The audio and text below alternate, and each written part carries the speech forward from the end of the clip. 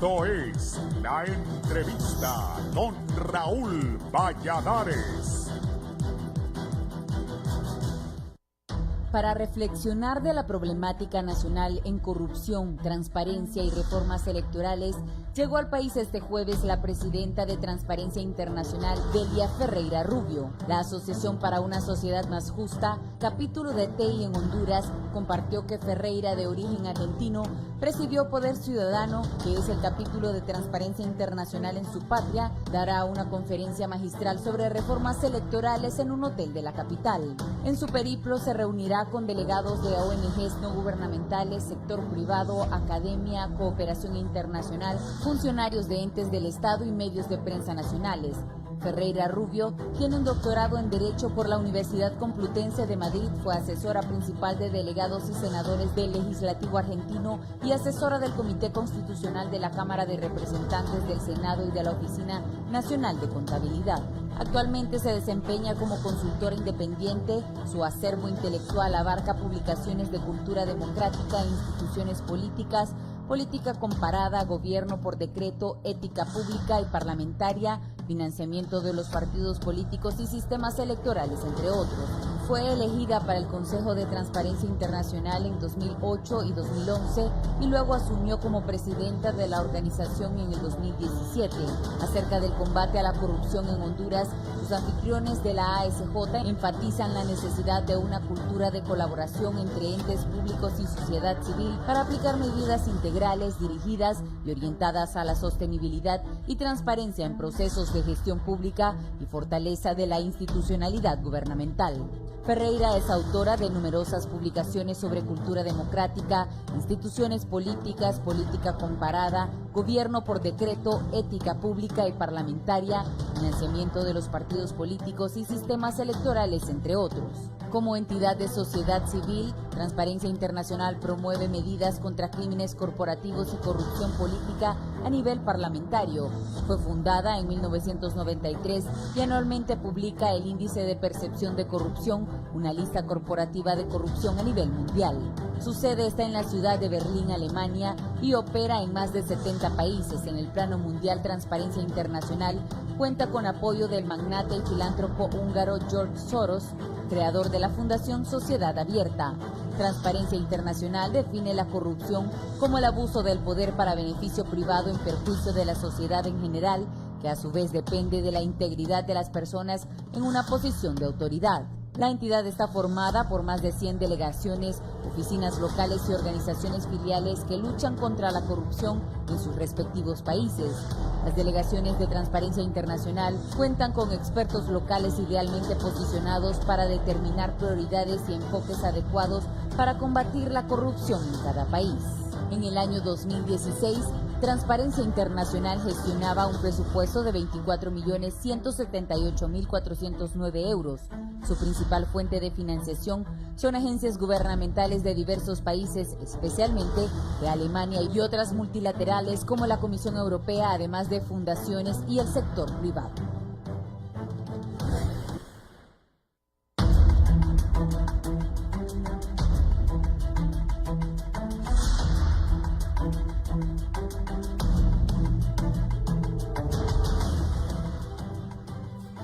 Buenos días, Honduras y el mundo. Gracias por estar con nosotros en la entrevista. Es un gusto saludarles.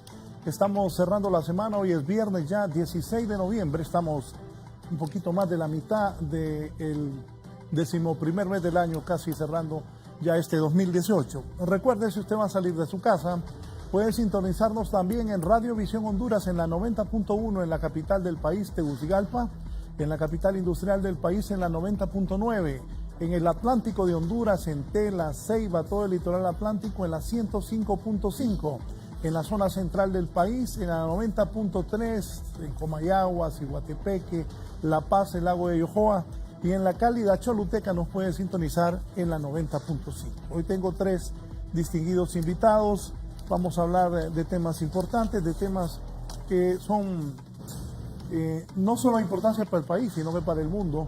El tema de la corrupción y cómo debe mejorar para que los dineros que se manejan no se desvíen hacia las cuentas privadas de funcionarios o que se coludan empresarios y funcionarios para crear corrupción y afectar los países, especialmente en Latinoamérica, donde tenemos los países latinoamericanos tantos problemas económicos y que necesitamos que los funcionarios y los empresarios, los que formamos parte de los países, tengan la mayor transparencia posible para tener una América Latina más grande, más desarrollada, más educada. Está conmigo doña Delia Ferreira Rubio, ella Delia Matilde, es de nacionalidad argentina, nació en Córdoba y está conmigo esta mañana. Bienvenida, es un gusto que esté en Canal 11. Muchas gracias por la invitación, un gusto estar en Tegucigalpa de nuevo. Bien, don Carlos Hernández, secretario ejecutivo de la Asociación para una Sociedad Más Justa de Honduras. Raúl, un Carlos, placer, ¿cómo gracias. está? Gusto en saludarlo. Gracias. El coordinador de incidencia de la Asociación para una Sociedad Más Justa también, don Omar Rivera, ¿cómo está, Omar? Buenos días, Raúl, contento de estar aquí nuevamente en su programa. Bien, dígame, bien sea Delia, ¿cómo la han recibido estos dos caballeros para empezar?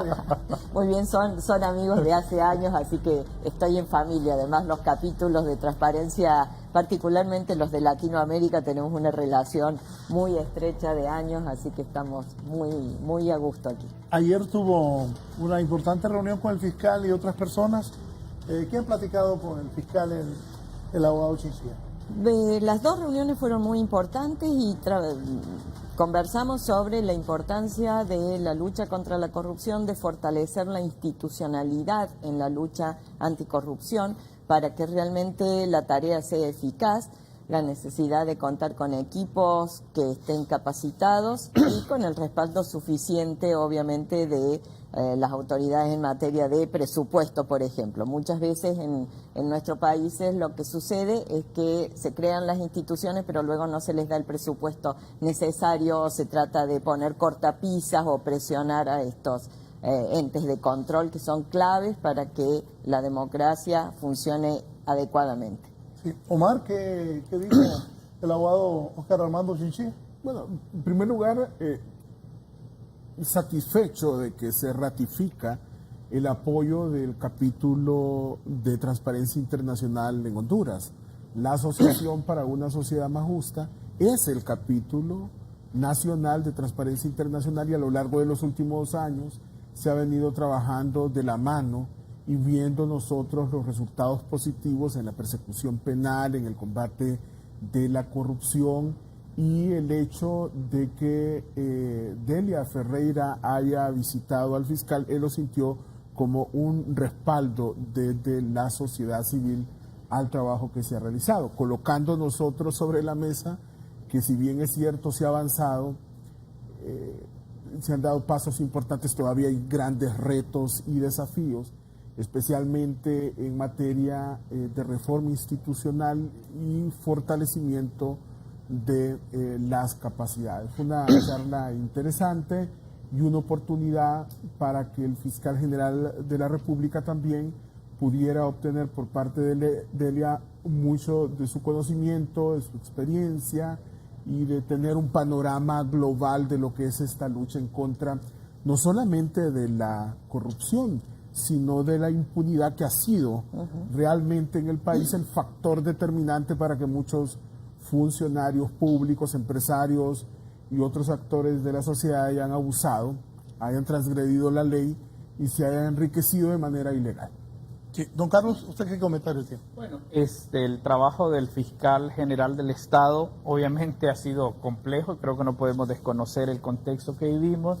Sin embargo, nosotros reconocemos, y lo hemos venido diciendo en los últimos 5 años, los casos que se han manejado de corrupción en el país duplican a los que en 20 años anteriores se habían hecho. Entonces, creo que eso lo reconocemos y es importante. Por otro lado, también hay sectores que están buscando los mecanismos para impedir que esa lucha avance.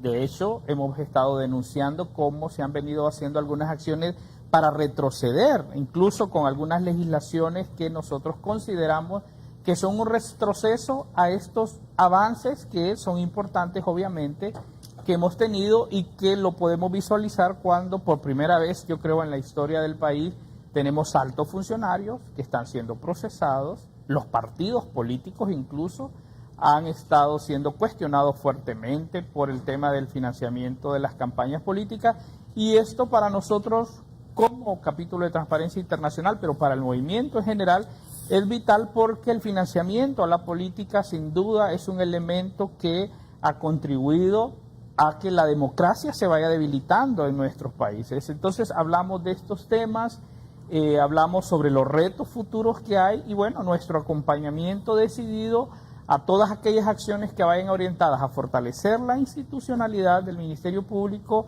la independencia, por supuesto, y la fuerza con la que deben actuar para reducir la impunidad en el país. Sí, en Honduras, Transparencia Internacional, la gente la liga como la institución que dice qué país es el más corrupto, quién es menos corrupto, y cuáles son los niveles, qué tan bajos o qué tan alto es la corrupción en los países del mundo.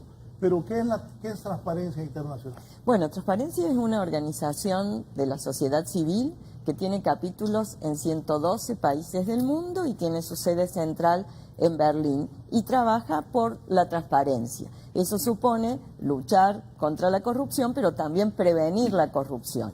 Uno de los instrumentos que nosotros publicamos año a año no es un ranking de quiénes son más corruptos, aunque la gente lo percibe así, sino un índice de percepción de la corrupción en el sector público de los países. Ese es el índice más conocido de Transparencia Internacional, aunque tenemos muchos otros como lo último que se ha publicado, el índice de los países que exportan corrupción, que es muy interesante también y tiene que ver con la convención de no pagar sobornos en el extranjero. Pero volviendo al índice, el índice lo que trata de reflejar es cómo son percibidos los sectores públicos de los países, y eso ordena a los países entre 100 puntos los países percibidos como transparentes y 0 los percibidos como muy corruptos. Y esto no quiere decir que en esos países que rankean muy bien, como Nueva Zelanda o Dinamarca, al tope de nuestra escala, que no haya corrupción en esos países. Acaba de haber un escándalo fenomenal con el Danske Bank, precisamente en el país que va segundo en nuestro ranking de este año. La corrupción puede aparecer en cualquier país, en estos que están muy bien o en los nuestros que no están tan bien en Latinoamérica. La diferencia entre los países, y eso en parte explica por qué aparecen mejor o peor en el ranking, es cómo reaccionan frente a la corrupción. Cuando se da un caso de corrupción y un país pone en marcha sus instituciones para investigar y sancionar en tiempo oportuno, y la sociedad reacciona diciendo, bueno, a estos no los votamos más porque son corruptos, esos países tienen una preparación que muestra que están listos para actuar contra la corrupción. En otros países, lamentablemente, estalla un escándalo, la semana que viene estalla otro escándalo, las instituciones llegan tarde, cuando son independientes, a veces ni siquiera tenemos instituciones independientes, y la sociedad en muchos casos dice, roban pero hacen, y entonces los seguimos votando. El mensaje es tremendo porque es la impunidad total. ¿Qué piensa cuando... Es que eso que dice, lo he escuchado en varios países de Latinoamérica, roban pero hacen. Usted como presidenta, ¿qué piensa de eso? Yo creo que cuando el pueblo comienza a pensar así. Creo que es un error garrafal porque el mensaje que se manda hacia la clase política es sigan nomás que no va a pasar nada. Van a seguir teniendo poder, van a acceder a los recursos públicos para utilizarlos. Pero fíjense, hay un dato interesante en el último Latino Barómetro que se publicó hace 2 semanas. Cuando le preguntan a la gente sobre cuáles son los problemas del país, la corrupción en promedio en Latinoamérica aparece tercero. Cuando le preguntan cuáles son sus problemas a nivel individual, la corrupción no aparece. Y esto tiene que ver con que la gente no hace la vinculación entre más corrupción implica menos educación, menos salud, menos desarrollo para el país. Y es algo que nosotros debemos enfatizar. Las víctimas de la corrupción somos los ciudadanos. Yo he participado en algunas campañas dentro y fuera del país y lo que usted está diciendo es totalmente correcto. En algunas encuestas que hacíamos, la corrupción aparecía en 4º lugar y lo que usted dice es lo correcto, la falta de salud, la falta de educación, la falta de trabajo, proviene de la corrupción. Claro. Pero la gente al parecer no lo percibe así, no percibe que la corrupción es algo grave, sino que ahí está. Pues. Y lo he visto en varios países Sí. de Latinoamérica y Centroamérica especialmente, que la gente no se da cuenta lo que eso significa la corrupción. Gracias.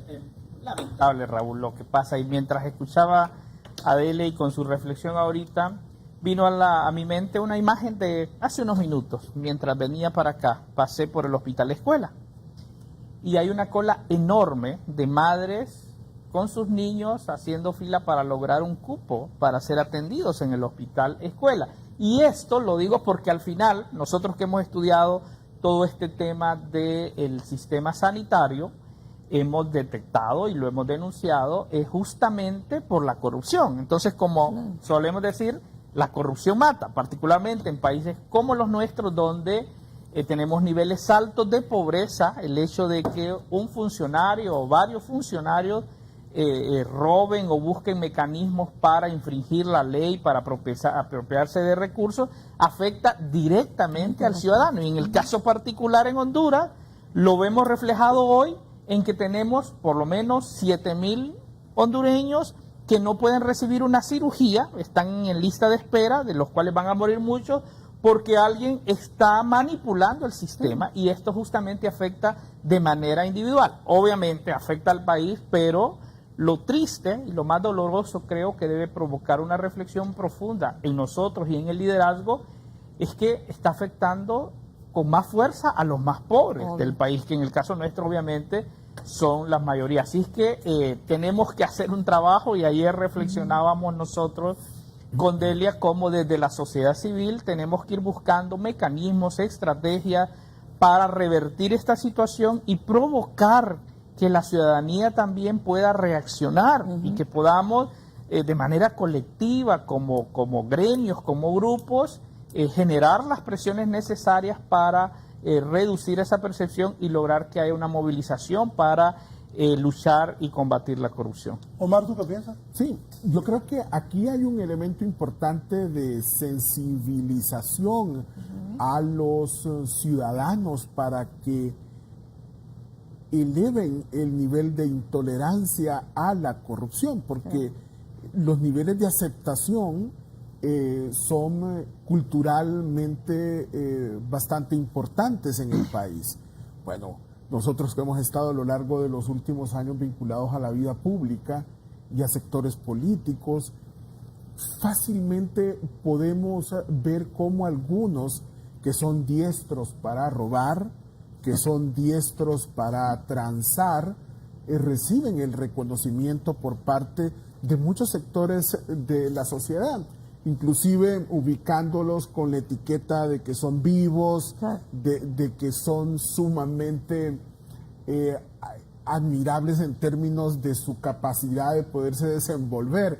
Y aquel que no actúa así, aquel que actúa de forma honesta y correcta, es el tonto, es el que no tiene espacio ni en la política ni en la administración pública. Entonces, tomando en cuenta de que en Honduras existe un elevado nivel, en Honduras y en América Latina, un elevado nivel de impunidad para quien ejecute el acto de corrupción, algo que pudiera venir a hacer contrapeso es que no existe una impunidad social a la corrupción como normalmente sucede. Pero tiene que ver mucho para que la gente comprenda. Huguet Label, expresidenta de Transparencia Internacional, que estuvo aquí hace más o menos unos 4 años, en una frase lapidaria decía: la corrupción mata, sin duda alguna, una verdad inobjetable. La corrupción tiene un impacto negativo, una carretera mal diseñada, una carretera que rápidamente se destruyó y provocó un accidente, la falta de medicamentos, como decía Carlos, esa muera quirúrgica, la falta de respuesta por parte de los centros asistenciales. La corrupción mata cuando, por ejemplo, no se invierte porque se roban el dinero en las secretarías de educación y condenan a millones a la pobreza, condenan a millones a no tener una vida próspera como consecuencia de no estar preparado para enfrentar la misma. En tal sentido, yo creo que aquí hay que hacer un esfuerzo muy importante. Yo creo que en el país el tema se volvió relevante en los últimos años. Hubo la atención por parte de las autoridades, se buscó asistencia técnica externa, hemos visto el mejoramiento del desempeño por parte del Ministerio Público, pero todavía hay retos en el Tribunal Supremo Electoral de Cuentas, hay retos en el Poder Judicial, hay retos importantes en la administración pública, en las distintas secretarías de Estado, pero esto va a mejorar en la medida sigamos presionando y que los medios de comunicación, tal cual lo hace hoy usted en este programa, permitan que estos temas sean discutidos. Transparencia Internacional tiene programas globales y además ejecuta iniciativas en los países a través de capítulos nacionales. Esos capítulos, ¿qué se les asigna y qué deben hacer? Para el caso del capítulo de Honduras. Bueno, el capítulo de Honduras, mis colegas pueden contar qué es lo que está haciendo, es uno de los capítulos más activos en la región.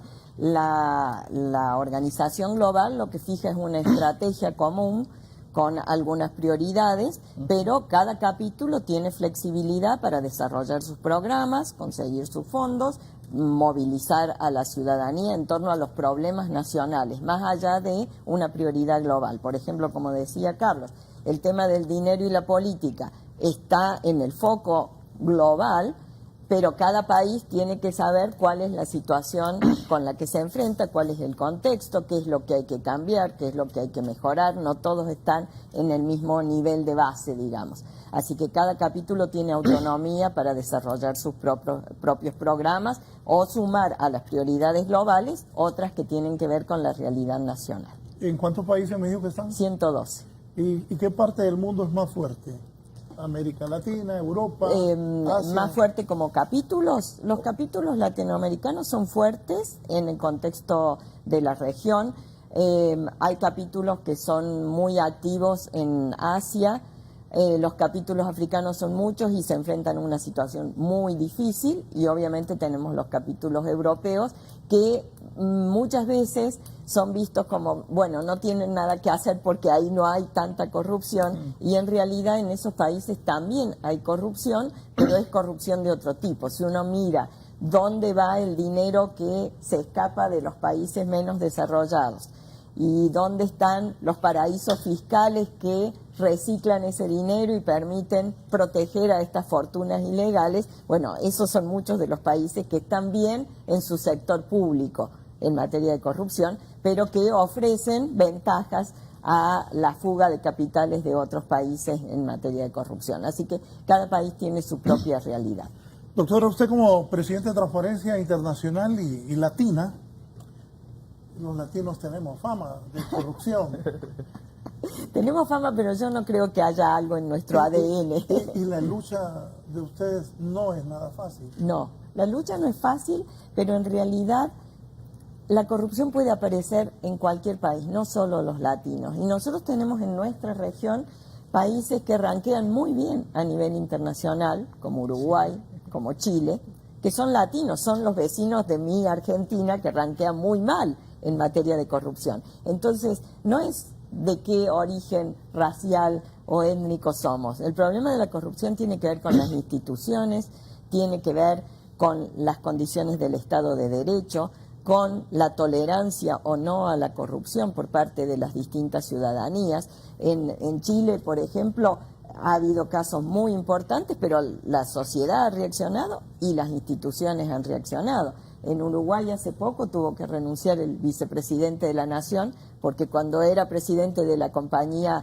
petrolera estatal había usado la tarjeta de crédito de la empresa para comprarse un traje de baño o un calzoncillo, no se sabe, pero el propio partido dijo, usted con ese antecedente no puede seguir en el cargo, y lo hizo renunciar a la vicepresidencia de la Nación.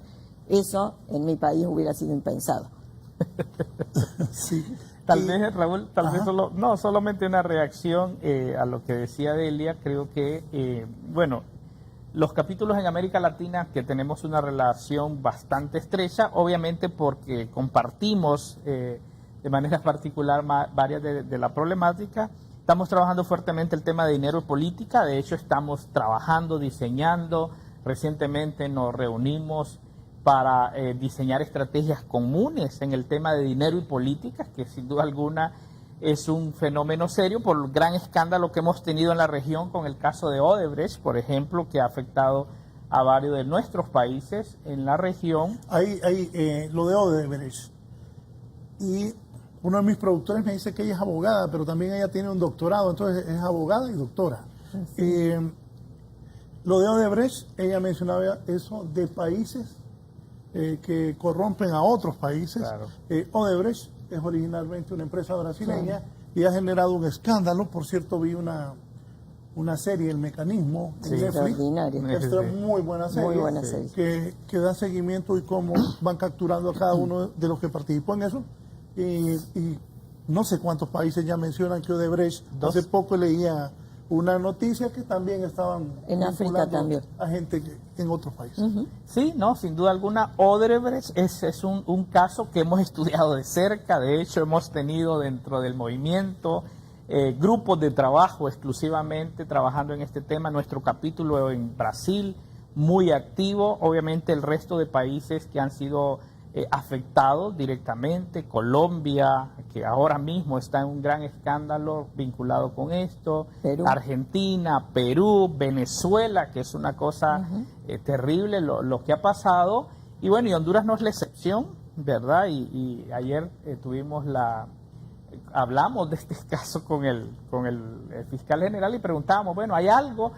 Y obviamente, por respeto a la ley, no nos dio detalles, pero hay algo. Y entonces, claro, sospechamos que puede haber también porque Marcelo Odebrecht estuvo de visita en Honduras en 2 ocasiones. Y siempre uno dice, bueno, ¿qué vino a hacer? ¿Fue una visita o tenía algunas intenciones? Así es que esto. Pero algo interesante en la región, porque es un tema también en esta polarización que vivimos, que América Latina también nos ayuda para darnos cuenta que la corrupción no tiene ideología, ni tiene color, porque lo que hemos visto justamente en el caso de Odebrecht es que gobiernos de derecha y de izquierda han sido partícipes con la misma fuerza de estos escándalos de corrupción. Y lo digo porque en nuestra cultura política a veces se trata de hacer diferenciación y creer que o la derecha o que la izquierda es más corríjame, el presidente Lula está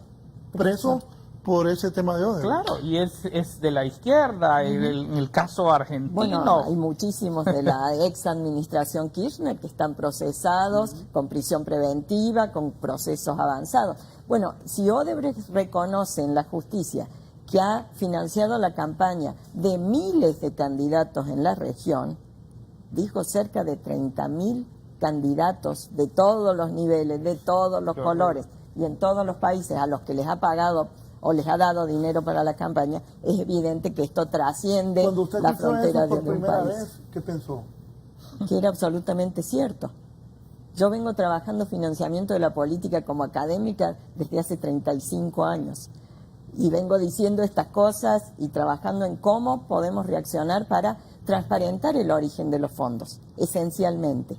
Porque si nosotros sabemos quién está detrás de las campañas de los candidatos, cuando esos candidatos llegan a ser funcionarios y empiezan a dar contratos, firmar privilegios y demás, podemos tener un tip de que eso es devolución de favores.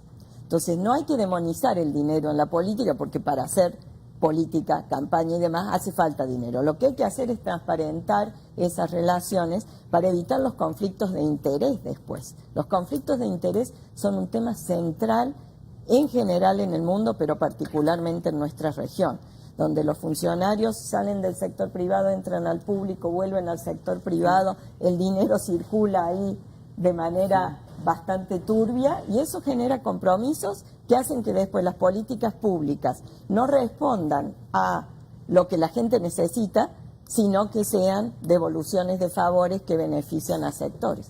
En el país, en Honduras, la Asociación para una Sociedad Más Justa es el capítulo de Transparencia Internacional. ¿Y cómo ha actuado en los últimos años esta Asociación para una Sociedad Más Justa Transparencia Internacional, ¿cómo ve a ACJ de Honduras? Como uno de los capítulos, como le decía, más importantes en la región, porque ha desarrollado tareas en áreas muy conflictivas, como la seguridad, la transparencia en la policía, el tema del dinero y la política, y sigue trabajando activamente, y creo que el sábado van a presentar una herramienta muy interesante que hace al sector privado y la corrupción. Nosotros estamos convencidos de que este no es un problema que se soluciona solo desde la sociedad civil o solo de las instituciones políticas. Aquí todos tenemos un compromiso, los ciudadanos de a pie, las organizaciones de la sociedad civil, los funcionarios, pero también el sector privado. Y el capítulo ha trabajado muy bien en ese área también. ¿La gente cómo debe actuar? ¿Qué debe hacer la gente para colaborar?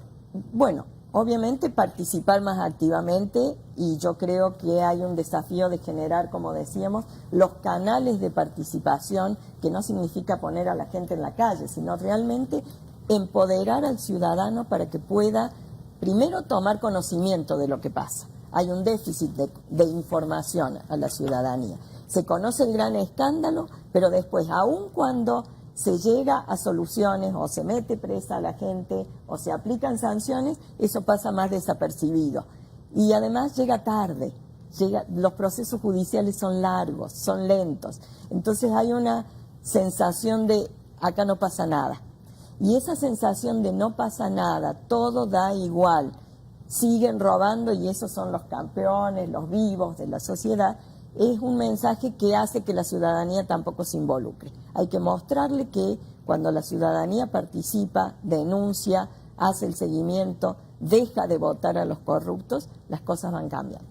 Omar, ¿qué siente al escuchar lo que ella piensa? No, nosotros nos sentimos de sumamente motivados, y como decía Delia, Transparencia Internacional tiene programas globales, da ciertas directrices, pero hay una libertad bastante elevada un rango de actuación bastante elevado para que los capítulos ejecuten sus acciones de auditoría social y de incidencia política. Y algo que evidentemente Transparencia reconoce es el trabajo que ACJ ha realizado en materia de incidencia política, en políticas públicas que tienen que ver con temas que para nosotros son vitales. O sea, la perspectiva del trabajo de lucha contra la corrupción lo hemos enfocado en temas que son relevantes. Y pongo tres, que subrayo el tema de seguridad y el tema de la depuración de la policía. Subrayo, por ejemplo, la intervención de ACJ en materia de reforma del sector salud, todo lo que tiene que ver con adquisición de medicamentos y ahora en todo el trabajo de transformación institucional, y el tema de educación, con énfasis al tema de planillas limpias, que por mucho tiempo trabajamos, pero también ahora apostándole a una mejora en la calidad educativa. Entonces, cuando nos involucramos en temas que tienen relación con la lucha contra la corrupción y la impunidad, pero lo combinamos con aquellos aspectos que son relevantes para la gente, como el funcionamiento de la policía, el funcionamiento de las escuelas o el funcionamiento de los hospitales, pues nos sentimos sumamente satisfechos de estar haciendo lo correcto, y mucho más cuando escuchamos a la presidenta de nuestra red global valorando nuestro trabajo. Pero yo quisiera poner énfasis en algo que mencionó Delia y que ustedes estaban tocando, el tema de la intersectorialidad de la corrupción. Es decir, aquí normalmente, y eso tiene mucho que ver, y Carlos podría ampliar sobre lo que vamos a hacer el sábado, aquí se ha pensado por mucho tiempo, Raúl, que la corrupción es algo solamente imputable al funcionario público, o que es inclusive un monopolio de aquellos involucrados en la gestión del Estado. Y está claro que aquí, y lo hemos podido descubrir en los recientes casos que el Ministerio Público y la MASI ha presentado, aquí no solamente se trata de funcionarios públicos, aquí se trata de empresarios, aquí se trata inclusive de muchas organizaciones de la sociedad civil que han sido instrumentalizadas para hacer actos de corrupción, para asaltar las arcas del Estado, para drenar el presupuesto público. Entonces, este tema de la intersectorialidad de la corrupción hay que darle un especial énfasis, porque si ponemos empeño únicamente en combatir la corrupción que se desarrolla en los distintos ministerios o instituciones estatales, estaríamos cometiendo un error. Y por el otro lado, esto se combina con la transnacionalización de la corrupción. Hoy, Raúl, tú puedes desde un teléfono celular transferir la cantidad que deseas a cualquier parte del mundo, de aquí a Andorra, de aquí a Australia o viceversa. Y cuando combinas la intersectorialidad de la corrupción con la transnacionalidad de la corrupción, tú tienes un reto muy importante para combatirla. Ahora hay otras formas de hacer corrupción que hace inclusive 10 años no existía. Y es un trabajo apasionante porque creo que, bueno, ahorita decía Delia, 35 años trabajando en el tema de financiamiento a la política, y uno dice, pero hace 20 años atrás, de repente los fenómenos que hoy estamos viendo no se daban, pero el valor y la importancia de este tema, porque sin duda alguna, como a veces lo decimos nosotros, mucha de la gran corrupción que estamos viendo comienza ahí. Pero el tema y en el caso particular nuestro como ASJ, que tenemos un mandato nacional que dice que trabajamos para que el sistema gubernamental funcione. Entonces, por un lado, hacemos investigaciones, hemos hecho investigaciones relevantes como recientemente con el tema de las APP, que revelamos una situación bastante turbia ahí, y muchas más, pero por otro lado también trabajar para que las condiciones puedan cambiar, y esa dualidad a veces hace bastante complejo el trabajo. Es la denuncia, pero por otro lado es cómo trabajamos con los legisladores para tener leyes que logren reducir los riesgos de corrupción o políticas públicas que generen más transparencia. Entonces hacemos ese trabajo que a veces es incomprendido porque a veces es mucho más fácil ubicarse solo en uno de los lados, pero yo creo que aquí lo importante es que tenemos ese respaldo que para nosotros es más importante. Transparencia es la red global más grande que tenemos en el mundo, trabajando con mucho expertise a nivel de todos los capítulos del mundo. Por ejemplo, ahora mismo y el sábado vamos a lanzar nosotros Empresas Abiertas. Es un sitio de datos abiertos que le permitirá al pueblo hondureño, pero especialmente a los investigadores, a los periodistas, Raúl, esperamos que nos pueda acompañar porque sabemos cómo el periodismo de investigación también ha ido creciendo en Honduras, y cada vez vemos que hay periodistas más acuciosos, más tratando de encontrar respuestas a los fenómenos que se dan, y esta herramienta entonces sin duda va a contribuir a los periodistas, a los investigadores, para conocer quiénes están detrás de, por ejemplo, cuando vemos esas licitaciones y uno escucha tal licitación la ganó tal empresa y participaron 3 y nos dicen que el proceso fue transparente, fue limpio, pero cuando ya vamos un poco más atrás, de repente descubrimos que las 3 empresas que participaron tienen en común el mismo socio, y que a veces la misma oficina, y que a veces el funcionario encargado de firmar es socio de esta empresa. Entonces eso nos ayuda. Por eso nosotros decimos, la transparencia siempre es como el mejor antídoto contra la corrupción, incluso para nosotros, ojo, porque la sociedad civil, y Omar lo decía, yo creo que es importante que tomemos un poco de tiempo en esto. En Honduras los escándalos que hemos visto ahorita es a través de las ONGs, y yo le decía hace algunos días a unos colegas, miren, puse a un ejercicio para tratar de encontrar los informes financieros de ONGs conocidas, sociedad civil, y uno se sorprende a veces la opacidad que hay al interno de las propias organizaciones. En ese sentido, Transparencia Internacional es súper estricto. Nosotros pasamos un proceso de reacreditación que a veces entre los colegas decimos odioso cuando vamos a reacreditarnos, porque hay estándares muy fuertes, declaraciones de conflicto de interés de los directivos, de los directores, del personal, estándares, balances, ver los donantes, todo esto porque al final es justamente lo que nos va a permitir poder tener la solvencia moral de demandar, pero por otro lado ser modelo y decir sí se puede, y eso mismo queremos que hagan las empresas, porque a veces se dice, bueno, es una empresa privada, viene recursos privados. No, la empresa privada también tiene que tener estándares de transparencia, sus socios, sus negocios, la manera cómo hace negocios con el Estado, Bueno, particularmente. nosotros siempre decimos que la corrupción es como el tango, hacen falta dos para bailar.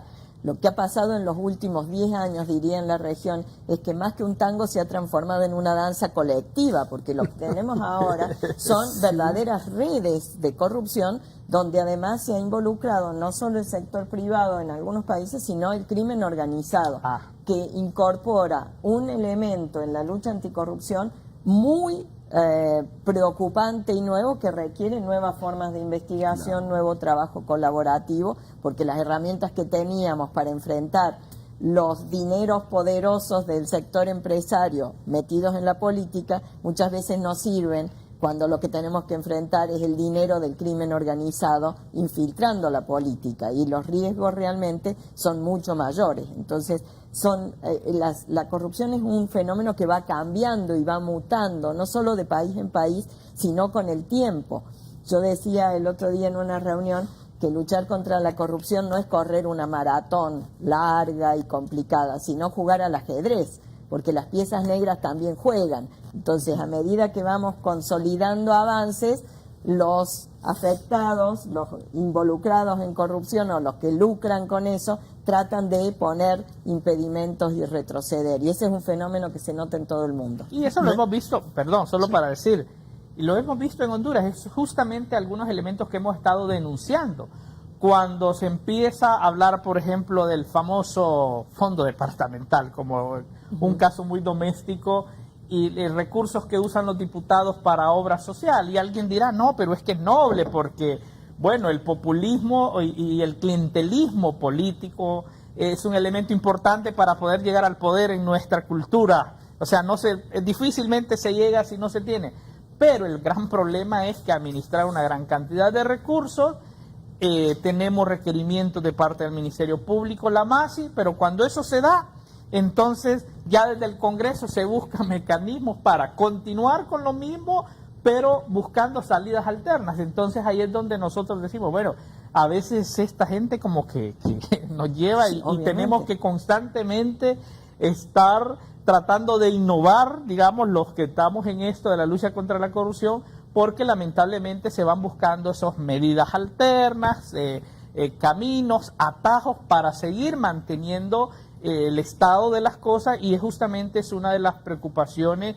Y justamente hoy Delia estará en una conferencia en unas horas hablando un poco sobre este tema de la política, reformas, en un momento donde estamos hablando en Honduras de la urgente necesidad de hacer cambios para ir fortaleciendo nuestra democracia, y en eso la transparencia, sin duda alguna, es un elemento vital. Antes de la pausa, me dice un televidente, dile a la doctora Delia que en este país por años los gobiernos han cometido corrupción, y si haces un comentario adverso, fácilmente te mandan a matar. Es personas que hay veces que hablan y denuncian en los medios de comunicación actos de corrupción, pero también los miembros de Transparencia Internacional, y yo algunas veces se lo he dicho a Omar, que tenga cuidado, porque sus declaraciones y sus denuncias son fuertes y afectan gente. Recientemente, en ese juicio que le llevan al Chapo Guzmán allá en Nueva York, han mencionado que un colombiano mandó a matar a un fiscal hondureño. Entonces, ¿qué piensa de eso también, del peligro que esto provoca? Nosotros somos conscientes del peligro que corren muchos de nuestros activistas en el mundo. Hemos tenido casos de gente trabajando con nosotros que ha sido asesinada. Recientemente en Ucrania ha habido un caso muy importante de una joven activista atacada y finalmente murió unos días después. La verdad es que eso lo que hace es que generemos mecanismos de protección y alerta, pero no logra parar nuestro compromiso con la transparencia, porque realmente lo que hay que hacer es trabajar para fortalecer y proteger a los testigos, a los denunciantes y, por supuesto, a la gente que trabaja con nosotros. Hay una tendencia clara en el mundo de más eficacia en la lucha contra la corrupción y más ataques, no solo a los activistas anticorrupción, sino a los periodistas de investigación. Hay una correlación entre los países más corruptos y aquellos donde los periodistas son más atacados, los activistas son más atacados. ¿Por qué? Porque obviamente están en un contexto muy difícil. Nosotros tenemos un mecanismo que llamamos SAFE, que nos permite proteger a nuestras familias, digamos, en el mundo, pero ya digo, nuestros activistas y nuestra lucha supone una dosis de coraje importante y ese coraje es el necesario para luchar contra estos poderosos. Bien, voy a hacer una pausa para continuar dialogando esta mañana en la entrevista con la presidenta de Transparencia Internacional, Delia Ferrera Rubio, y también con las autoridades de ACJ, don Carlos Hernández y don Omar Rivera. En un momento continuamos.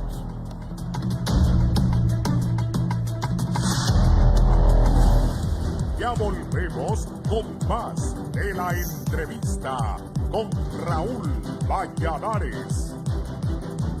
Se está otorgando amnistía para que no pagues cargos por mora en tu factura de energía. Si te acoges, te quitamos intereses moratorios, cargos por cortes y reconexiones, cargos por irregularidades no fraudulentas. Todo esto sin intereses por financiación. Y también vigente para clientes residenciales que quieran acogerse al borrón y cuenta nueva, con un consumo promedio menor a 750 kWh, autorizando la instalación del medidor prepago. Aplican restricciones. Si estás interesado, visita una de nuestras sedes de atención al cliente. Amnistías vigentes hasta el 31 de diciembre de 2018. Empresa Energía Honduras. Si usted viene a la farmacia con problemas en su digestión, es posible que le recomienden un producto para la acidez crónica, otro producto para el mal aliento. Yo vine a la farmacia a buscar Higastión. Claro, porque gracias a los componentes naturales de Higastión es efectivo en el tratamiento de enfermedades relacionadas con el estómago, hígado e intestino. Es altamente recomendado en el tratamiento de la hepatitis e hígado graso. Higastión, un producto europeo, naturalmente Robis. Cable Color, la empresa líder en servicio de Internet y telecomunicaciones de Honduras. Nuestra prioridad es tu satisfacción. Por esta razón, nuestros servicios son garantía de confiabilidad, calidad y seguridad. Te brindamos el Internet más rápido del país, con soporte técnico altamente capacitado y recursos logísticos, dándote una mejor asistencia a las 24 horas del día, los 7 días de la semana, los 365 días del año. Mantente siempre conectado con el servicio más rápido, confiable y seguro. Cable Color.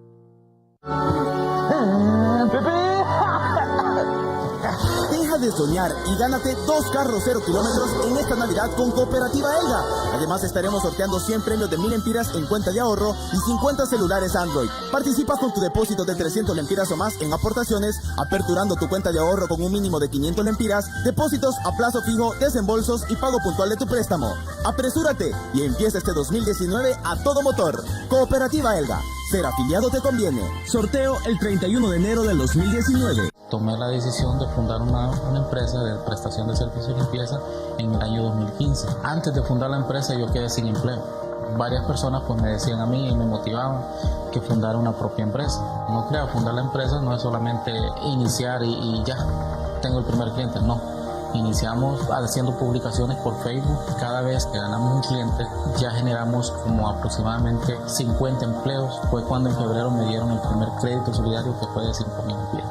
Las ganancias que hemos generado de la empresa, pues nuestra familia se mantiene muy bien. Fuerza Honduras, avanzás vos, avanzamos todos. Gobierno de la República.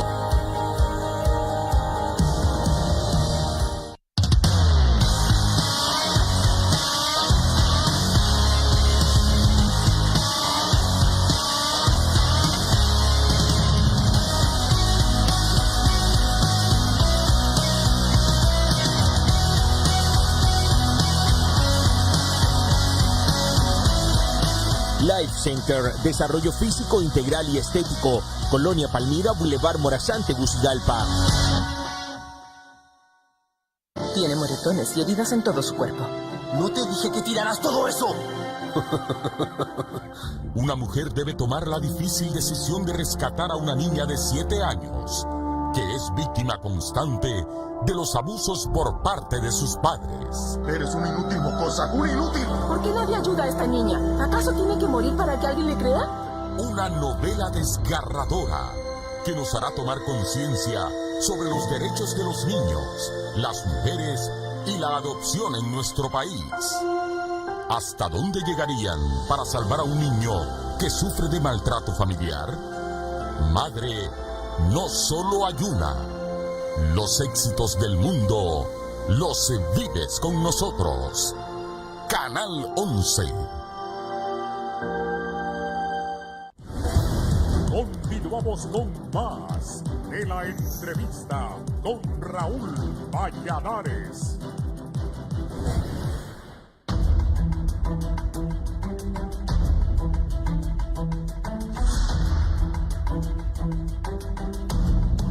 Bien, continuamos hablando con las autoridades de ACJ y con la presidenta de Transparencia Internacional.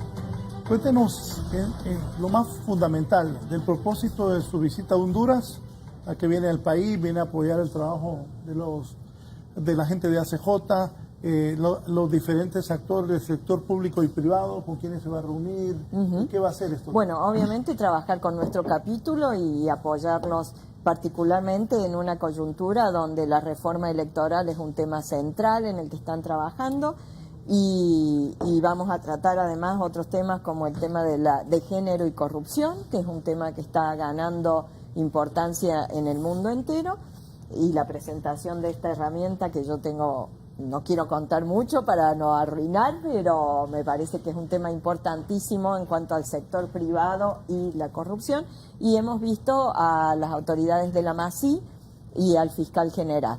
Es una visita muy corta, pero intensa en ese sentido. ¿La señora Lamasi qué le dijo ayer? Bueno, conversamos otra vez sobre la importancia de trabajar en conjunto y de recoger los aportes de la sociedad civil y trabajar con las instituciones locales.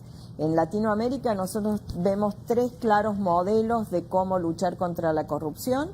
El modelo brasileño de los campeones, de Moro y los fiscales de Curitiba contra el Lavallato y Odebrecht, pero el modelo de los campeones, si no se institucionaliza, es fácilmente desarmable. De hecho, Moro ha pasado a ser ministro de Justicia ahora, y entonces todo el mundo se pregunta qué va a pasar con esas investigaciones, incluso lo ya ha hecho. El otro modelo ha sido el de la CICIG en Guatemala y la MASIG en Honduras, que supone organismos protegidos por paraguas internacionales que se acercan para colaborar y cumplen una misión y han sido importantes en ambos países, pero tampoco es el modelo permanente. Lo que hay que hacer es generar instituciones sólidas a nivel local. Y el tercer modelo ha sido el de Perú-Argentina, donde los mismos jueces que durante años no vieron nada y no movieron las causas, de repente se despiertan cuando hay un gran escándalo y parece que van a actuar más eficientemente. Se me viene a la mente con lo que usted dice cuando Pablo Escobar mandaba a asesinar jueces en Colombia. Usted es una voz autorizada en la lucha contra la corrupción en el mundo y América Latina. ¿Cuáles son los factores, las causas más comunes que provocan la corrupción en el mundo? Bueno, debilidad institucional, sin duda alguna. Tolerancia por parte de la población respecto a la corrupción, porque ha perdido la confianza en las instituciones o porque tiene miedo o porque si denuncia no pasa nada. Un mecanismo de colusión entre el sector privado y el sector público. La concentración de poder muchas veces genera espacios para la corrupción. La debilidad de los organismos de control o la existencia de organismos de control cooptados por la propia política, que entonces son absolutamente inútiles. Muchas veces la institucionalidad es nada más que por la galería y no tiene dientes, no tiene cómo actuar. Yo contaba una vez haciendo una evaluación de un fiscal anticorrupción en un país de la región. Llego y llamo al fiscal, el fiscal me dice, sí, con gusto, la voy a recibir en el café del mall. Ya me pareció raro el lugar porque yo venía con un encargo internacional y bueno, empezamos a conversar y mientras conversa en un país centroamericano. Centroamericano.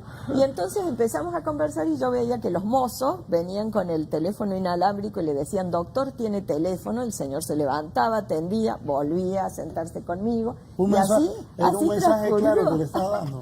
Y a las 2 horas de la reunión le digo, qué raro que no me invitó a su oficina. Dice, si quiere subir, es acá arriba en este edificio, pero no tengo teléfono, no tengo secretaria, no tengo internet.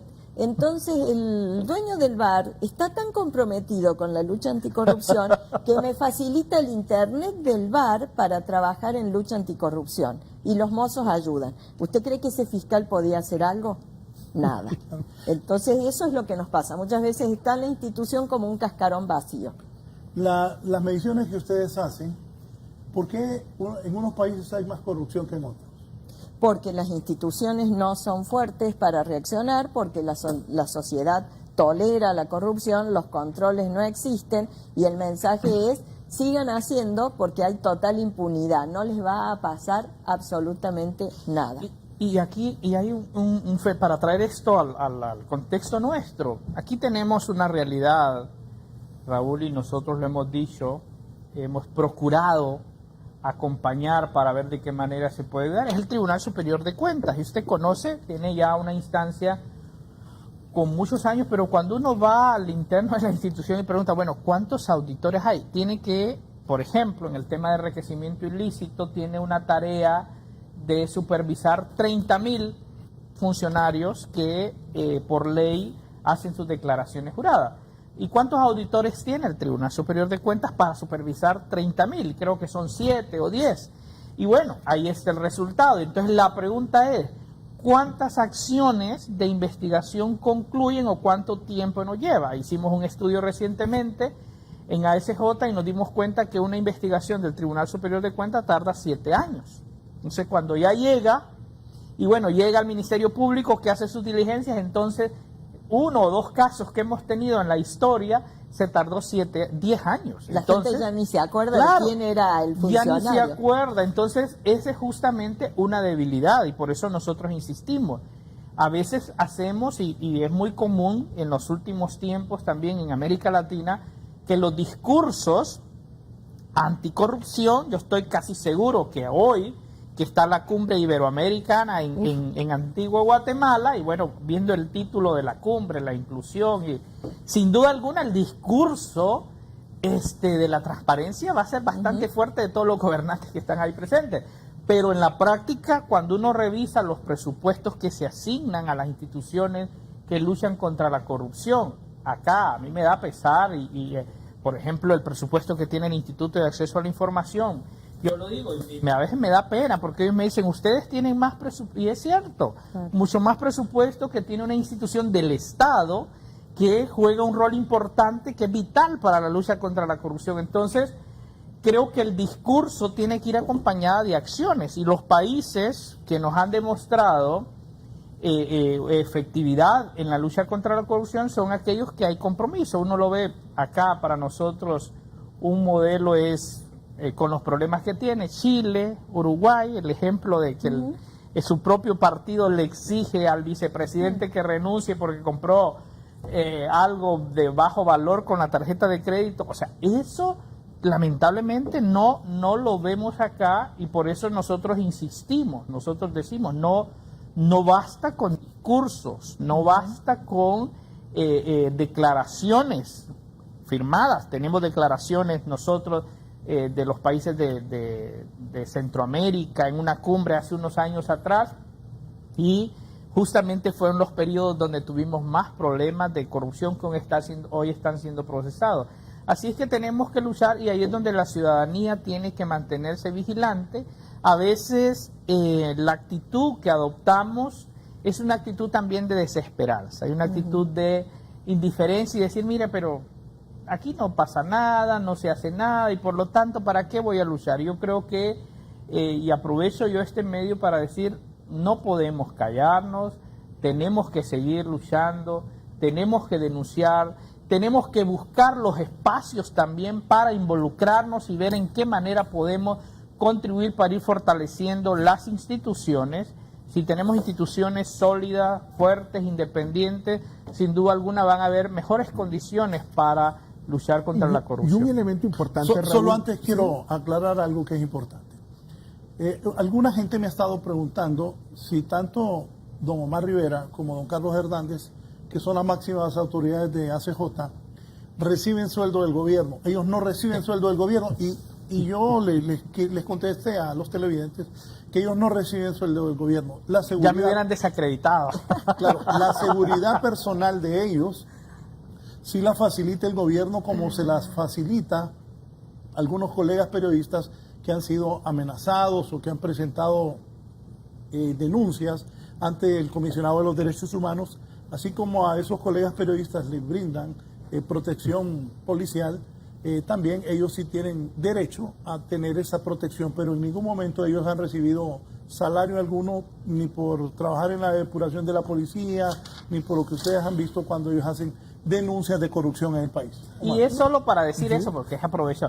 Ando una libreta a propósito de ASJ y nosotros tenemos imperativos institucionales y hay el segundo imperativo nuestro es no recibimos fondos del gobierno. ASJ no recibe absolutamente un centavo para el financiamiento de sus actividades y con esto quiero decir, hay colegas de organizaciones que lo hacen, no lo cuestionamos si lo manejan de manera correcta y rinden cuenta, pero particularmente nosotros, por un mandato institucional, no recibimos recursos de ninguna naturaleza, sí, valoramos y es un mandato también legal, porque tenemos medidas cautelares de que sí nos apoyan en parte de nuestra seguridad, obviamente, por el trabajo que estamos realizando en apoyo al Estado, ¿verdad? Quiero aclararlo también, y eso es importante, y gracias, Raúl, por hacer la aclaración. Lo que sí hacemos es trabajar de la mano con las instituciones del Estado cuando el espacio para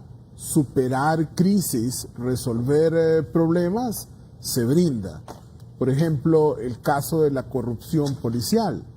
El Estado por décadas fue incapaz de poder solventar ese problema e intervenimos de manera violenta para colaborar en la solución del mismo.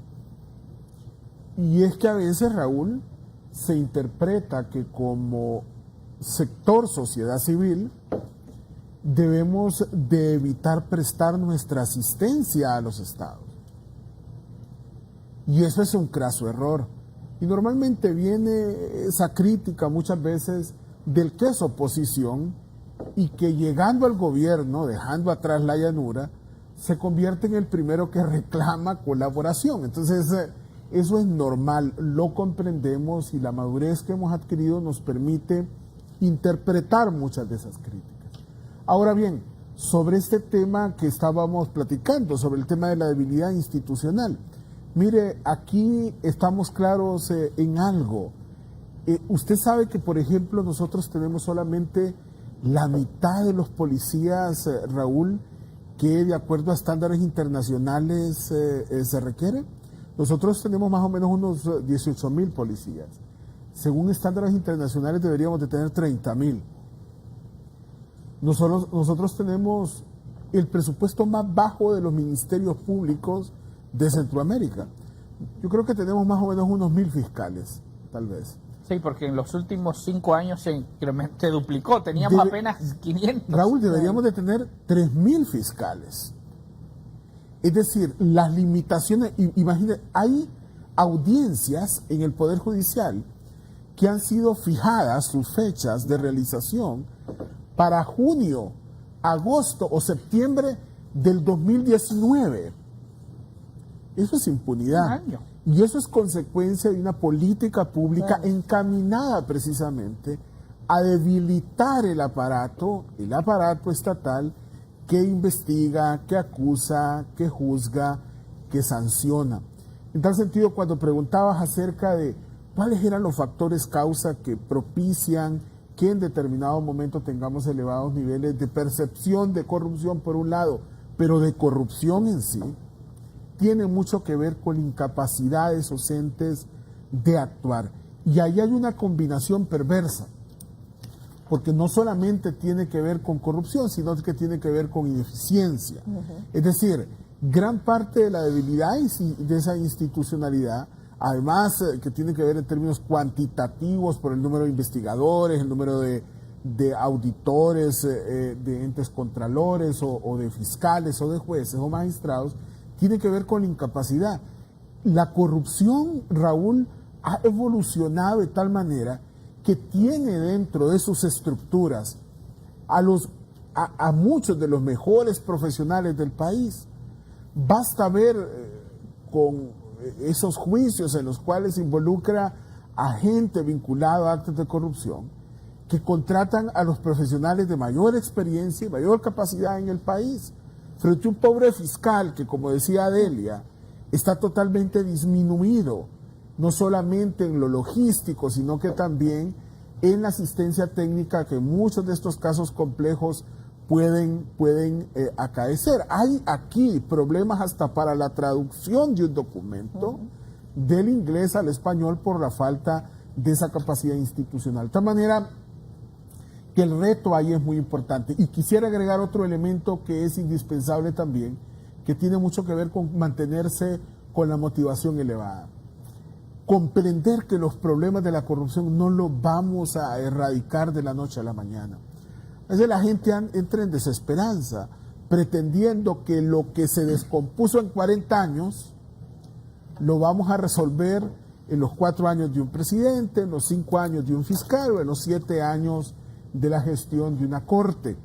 Yo creo que ahí también debemos de llenarnos un poco de, yo diría, de una paciencia que puede ser solamente enfrentada con entusiasmo. Es decir, estar conscientes que la tarea es de mediano y largo plazo para revertir los aspectos estructurales que son los que propician, aspectos estructurales y culturales que propician. Claro, con victorias tempranas, haciendo un esfuerzo en tramos cortos, midiendo la voluntad de los gobiernos y de la institucionalidad, Contralora del Estado u operadora de justicia, pero estar claro que el reto es monumental. Y justamente parte de lo que hablábamos ayer en la reunión con la MASI, que nosotros apoyamos, respaldamos el trabajo, pero decíamos, bueno, la MASI hace investigaciones, se presentan los requerimientos fiscales, pero la gente dice, ¿pero para qué? Si no hay prisión. Bueno, y ellos nos decían, sí, tenemos 1 año de tener un caso, pero si allá en el Poder Judicial no se actúa, entonces es difícil. Mire, hay un caso, Raúl, para graficar esto. Recuerdo hace casi 4 años atrás, hablando con el fiscal general sobre algunos casos de corrupción, empezamos a ver quiénes iban a ser los investigadores y nos dimos cuenta, y por eso celebramos la actitud de él en ese sentido, que no tenía el Ministerio Público analistas financieros. O sea, los investigadores para los casos de corrupción quizás podían ser los mismos que investigaban el robo de un teléfono. Entonces la pregunta es, si en ese caso hablábamos de un caso que implicaba varios millones de lempiras. Y les pagan muy mal. Claro, ¿con qué capacidad? Y miren, en ese momento, y eso es muy positivo que ahora tenemos, el Ministerio Público cuenta con un grupo de auditores de primer nivel. Claro, quisiéramos que tuvieran buenos salarios, que un fiscal tenga un salario competitivo y que tenga la capacidad de enfrentarse. Por eso es que a veces, lo que dice Omar, un auditor del Tribunal Superior de Cuentas, 20.000 lempiras, sí, tienen que tener un buen salario, por supuesto. Porque si van a investigar millones de transacciones y la pobre gente gana muy poco. Y no solo eso, tecnología. Claro. Hay tecnología de investigación con software especializado, vehículos para movilizarse, y eso es justamente lo que tiene la criminalidad organizada. Y yo digo, mire, tienen organización, tienen recursos, tienen tecnología, tienen todo tipo de logística, y el Estado, lamentablemente, sus instituciones, fiscales que no tienen cómo movilizarse, jueces que no tienen, y uno lo ve. Recuerdo hace algunos años que iba a haber un testigo protegido y nos pedía, mira, necesitamos, nosotros, ASJ, parte del trabajo es, nosotros tenemos distorsionadores de voz en nuestros programas, tenemos las capuchas, tenemos esto, ayudar en el tema de protección de testigos, porque a veces lo que el sistema tiene es limitado, no hay para cuidar nuestros testigos que nos apoyan para que se haga justicia en algunos casos. Hay que brindar esas condiciones. En un estado normal, fuerte, eso no pasaría. Claro. Pero lamentablemente a veces pasa porque no tenemos los presupuestos adecuados. Honduras destina apenas $10, nos decían ayer un dato, $10 por habitante en tema de justicia.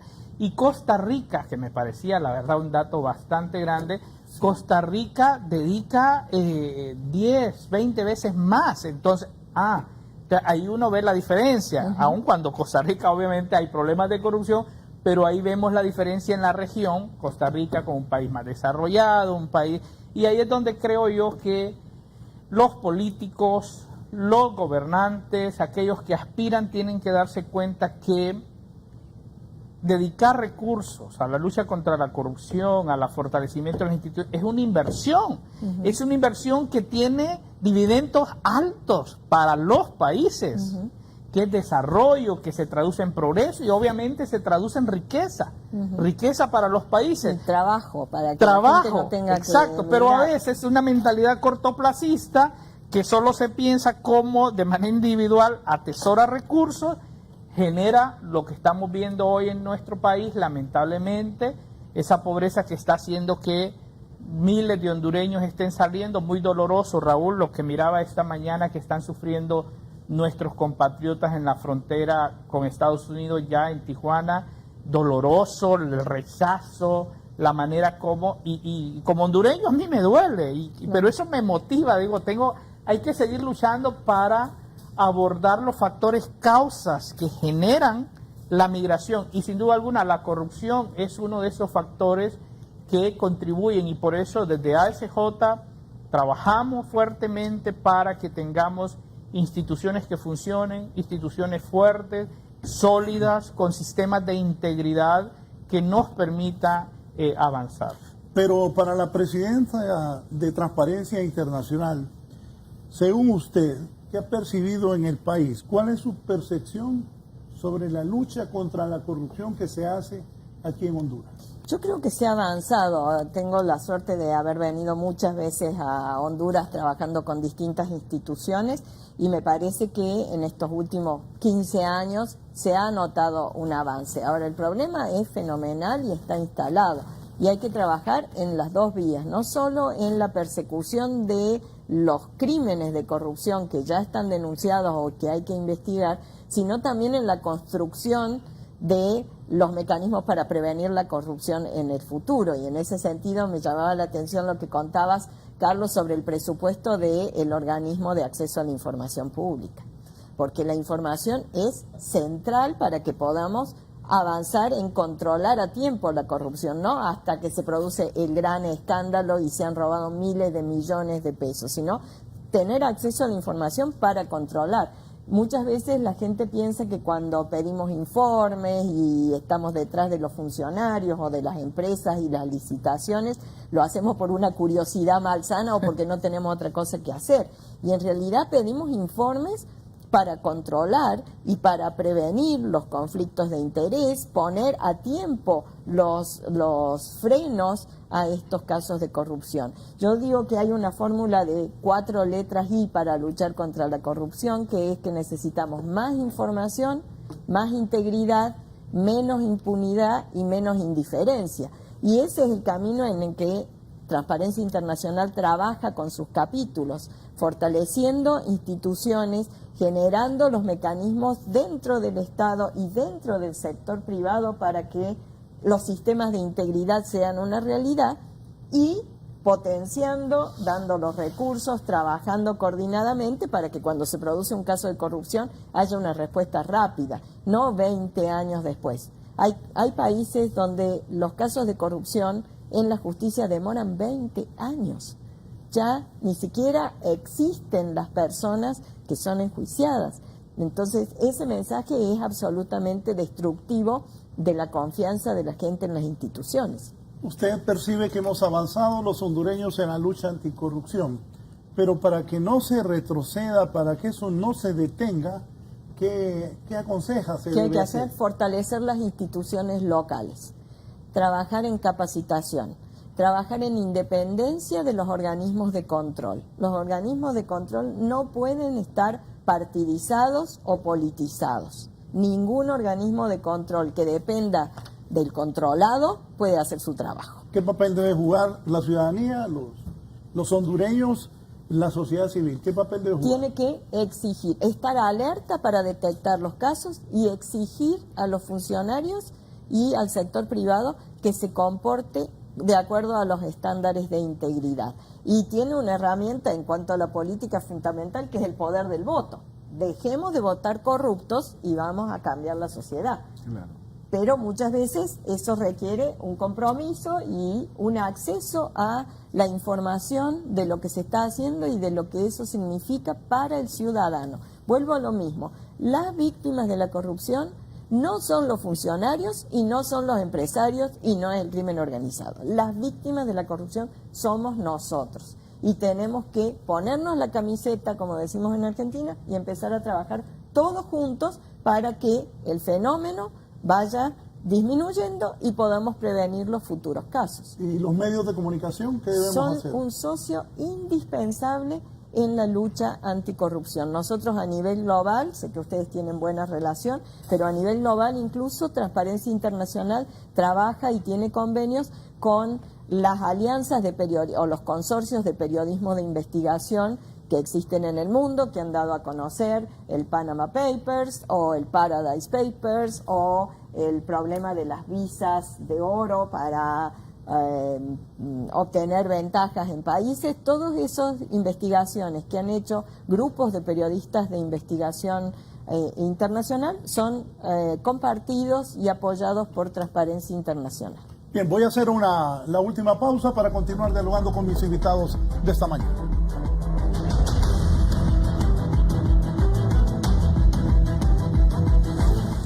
Ya volvemos con más de la entrevista con Raúl Valladares. Doña Blanca te presenta su nueva fórmula rendidora.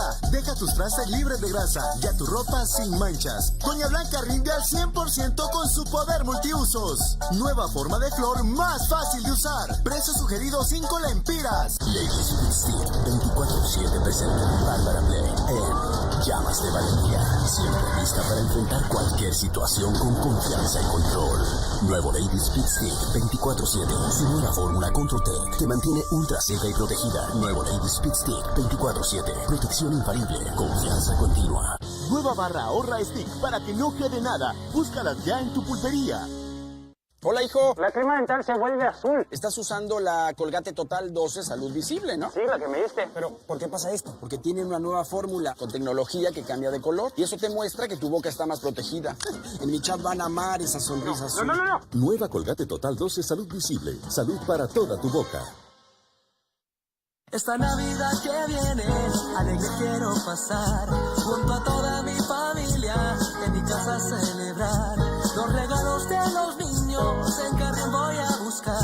Los estrenos de diciembre, allí los puedo comprar. Navidad, magia que llena, Navidad, el tiempo vuela, el barrio es Navidad. Los virus atacan constantemente nuestro organismo. Por eso, necesitamos reforzar nuestra defensa. Para ello, existe Biusid, un poderoso antiviral que refuerza el sistema inmunológico, reduciendo así los síntomas de enfermedades como gripe, sinusitis, rinitis, asma bronquial, amigdalitis, infecciones, dengue, AH1N1. Búsquelo en cualquiera de nuestras presentaciones. Biusid, un producto calidad europea.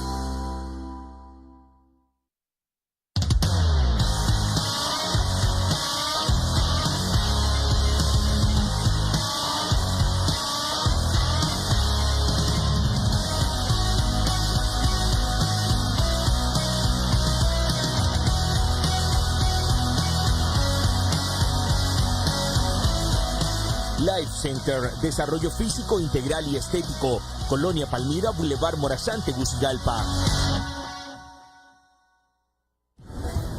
Continuamos con más de la entrevista con Raúl Valladares.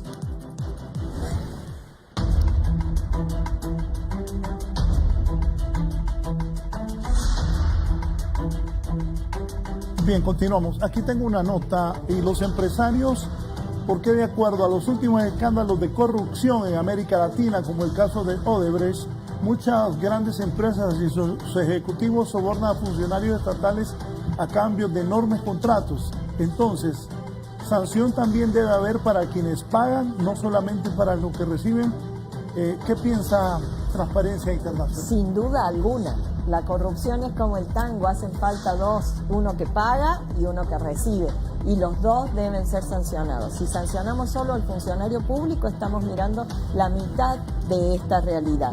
Y precisamente los casos de Lavallato, que han sido en la región uno de los casos de gran corrupción más importantes, han mostrado la relación clarísima entre el sector privado y el sector público y cómo se puede atacar a ambos involucrados en la corrupción. Hay políticos encarcelados, pero también hay empresarios que han sido castigados. Y eso ha generado un movimiento muy notable del sector privado para involucrarse en mejorar sus propios sistemas de lucha contra la corrupción a nivel de las empresas. Porque a este movimiento se ha sumado otro muy notable en materia legislativa, que es la responsabilidad criminal de las personas jurídicas o de las empresas.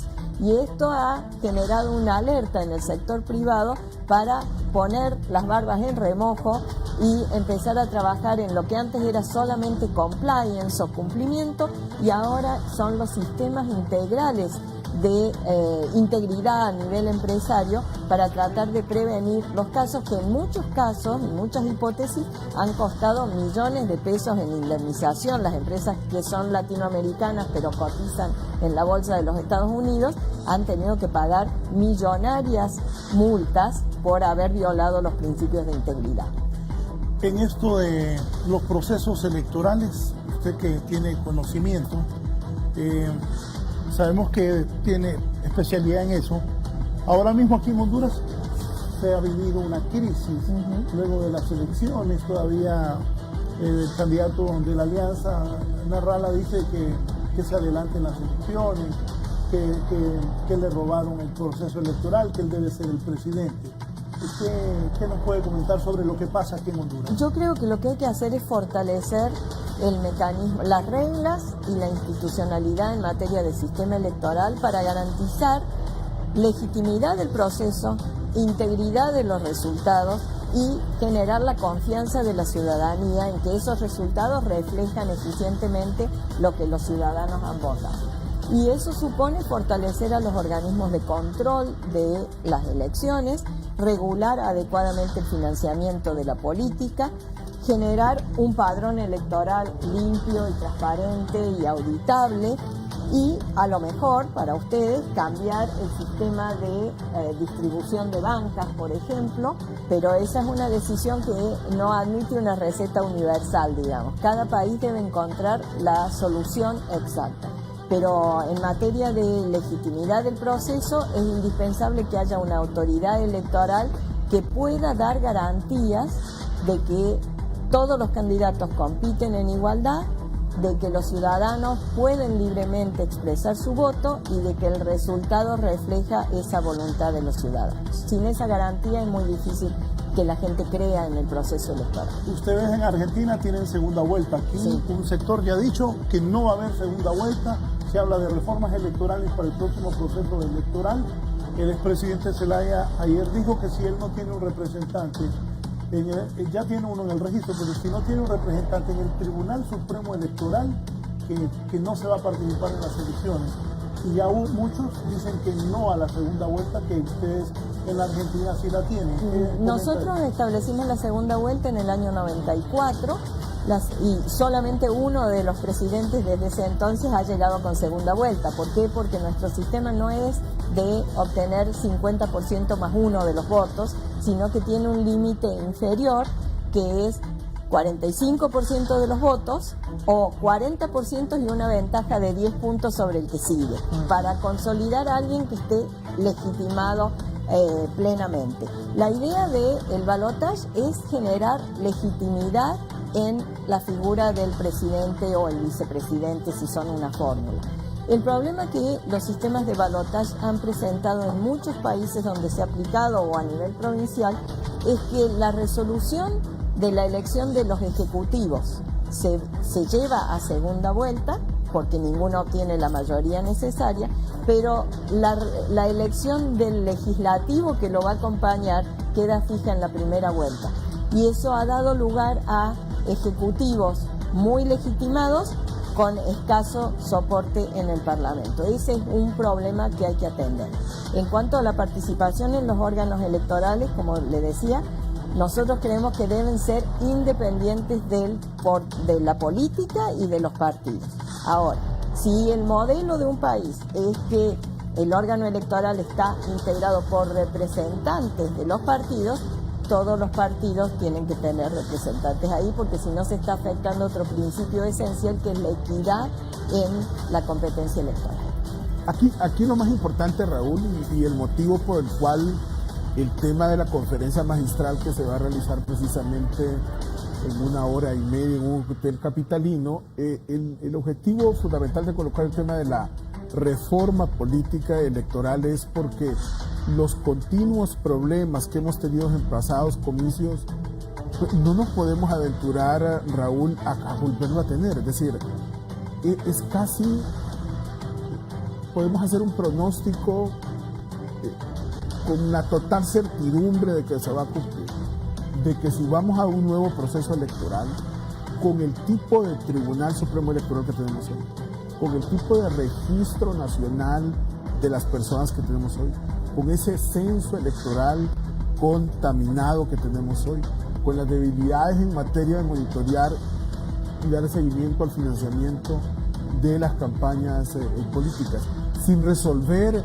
ese tema de falta de legitimidad en esa decisión en torno a la reelección presidencial, sin superar la discusión, sea de que se implemente o no del tema de la segunda vuelta electoral, realmente vamos a tener problemas. Y nosotros estamos muy animados que en la mesa de diálogo político que auspicia la Organización de Naciones Unidas, que en el seno del Congreso Nacional, a través del diálogo que están realizando las distintas bancadas, se esté viendo la oportunidad de esa gran transformación de nuestro sistema político electoral, y queremos contribuir con la presencia de una experta como Delia, que como ella muy bien lo dice, tiene décadas de experiencia especialmente en el tema de financiamiento de los partidos políticos y las campañas electorales.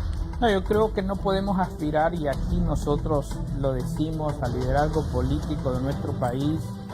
Honduras tiene una multiplicidad de crisis y hay algo en común y no podemos desconocerlo y tenemos que decirlo, y es justamente lo que hoy estamos viviendo. En parte tiene que ver con esta regla del juego que ya no funcionan, y lo que vimos en el proceso electoral. Tuvimos muertos, tuvimos personas asesinadas en el marco del conflicto postelectoral. Por lo tanto, yo creo que es el momento de pensar en la ciudadanía, pensar en nosotros acá, y no buscar medidas hechas a la medida, acciones hechas a la medida. O sea, creo que no es eso lo que se tiene que hacer. Es, con todos los diagnósticos que tenemos, con todos los modelos, tratemos de encontrar un modelo que nos permita fortalecer nuestro sistema democrático, que haya confianza. Mire, el gran problema que tenemos, y no solamente fue en este proceso electoral, por lo menos los últimos 3 procesos electorales hemos tenido dificultades porque el perdedor no reconoce, no acepta, ¿verdad?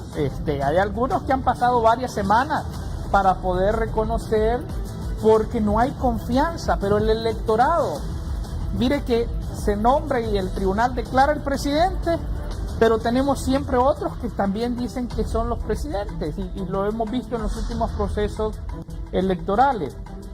Si no nos brindan la confianza necesaria, si no tenemos un órgano independiente, no tenemos un sistema técnico que nos diga que al final del proceso electoral dé su declaración, y bueno, todos aceptan. Yo recuerdo, participé en las elecciones en Costa Rica, y yo lo voy a decir aquí honestamente, sentí envidia, y estuve unas horas en la sede de un partido y después me fui a lo otro, y a las 12 de la noche el pueblo andaba celebrando, y me sorprendió ver en la calle que habían vehículos con las banderas del partido que no había ganado. Y dije, ¿qué está pasando aquí? ¿Qué es esto? Y le decía a mis colegas, bueno, estamos celebrando, esto es La una democracia, fiesta, estamos claro. celebrando la democracia. Y se dio, pero acá no pasa eso. Y es justamente lo que nos tiene en un problema serio que incluso nos distrae. Nosotros este gobierno tiene que más de un año ya, y aquí se está administrando crisis y no hay espacio para empezar a innovar y buscar respuestas, porque hemos estado, ¿cuánto tiempo, Raúl, hemos estado en este tema del diálogo? Eso es el diálogo. Llevamos 9 meses, no se llegó a acuerdo. Yo entiendo que el embajador Garafuli hizo un gran esfuerzo, pero yo tuve al señor Garafuli, tuve a Salvador Narrala en el teléfono, tuve al ministro Valdías, tuve a doña Maribel Espinosa. Al final el diálogo fue... Y parecía que era que empezaba. 9 meses. Claro. El tema es que cuando hablamos de las reglas electorales, estamos hablando de una autorregulación. Porque cuando los legisladores regulan el sistema de salud, regulan los impuestos que pagamos, regulan para todo el colectivo social. Cuando regulan sobre reglas electorales, se están autorregulando. Y entonces es muy difícil que se pongan de acuerdo porque privilegian el cálculo a medida de la próxima elección, aunque a veces hacen mal el cálculo y lo que terminan aprobando no los favorece. Lo que habría que lograr es que los legisladores y los diálogos apuntan a esto, es la posibilidad de generar una política pública de elecciones transparentes, limpias, equitativas, que funcionen para cualquiera que participe en la elección, hoy, mañana y dentro de 30 años, porque tampoco podemos estar cambiando las reglas electorales con cada elección, porque eso también da pie a estas ventanas de sospecha sobre el resultado. Y un país que se la pasa discutiendo crisis es un país que no progresa, porque no tiene el tiempo de dedicarse a lo que tiene que dedicarse en un mundo cada vez más complicado, cada vez más competitivo.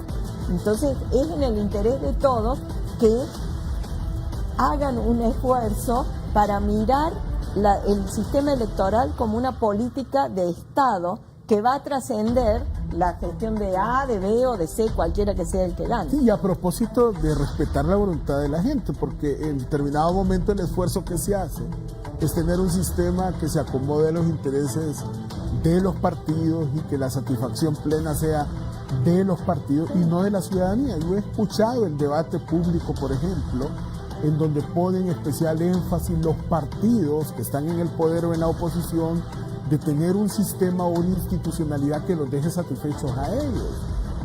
Es un planteamiento bastante limitado, porque en realidad quien tiene que quedar satisfecho es la ciudadanía, que luego de ejercer el sufragio ve ahí claramente reflejada su Una voluntad. cosa que pasa en la región es que nuestros políticos no tienen la noción de que son servidores públicos y administradores temporarios del patrimonio de toda la sociedad. Y llegan al poder y se transforman en los dueños y en los jefes nuestros, cuando es exactamente al revés.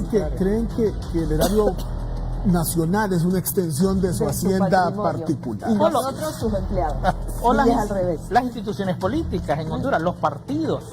O sea, y aquí lo hemos visto, hay alguna gente aquí que, bueno, creo que está aquí en su programa, Raúl ha dicho, este partido es mío y su conducta y su actitud, exacto, mis diputados, mi partido. Y digo, oye, ¿qué está pasando acá? Pues son instituciones que no tienen un dueño. Obviamente hay un liderazgo que está ahí, pero creo que ese concepto es el que hace que sus actitudes al momento de legislar, al momento de diseñar política pública, vaya orientada a pensar en sus intereses particulares y no en el colectivo. Bueno, yo si fuera diputado y el líder de mi partido me obligara a hacer lo que él quiere, a la fuerza, haga lo que yo digo, porque si no, usted se va. ¿Usted qué piensa de eso? ¿Es correcto? Yo creo que hay que renunciar, pero también renunciar requiere coraje. Entonces, muchas veces los políticos dicen, bueno, la disciplina partidaria, pero la disciplina partidaria en un parlamento tiene un límite. Y ese límite no se puede traspasar. Y esto tiene que ver con la corrupción y lo que decíamos de la integridad.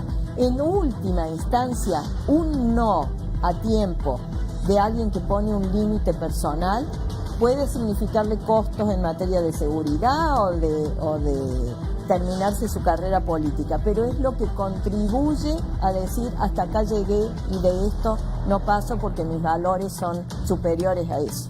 Es como acá, solo por lo que usted decía, necesitamos un órgano electoral independiente. Yo creo que ahí todos coinciden que debe ser independiente.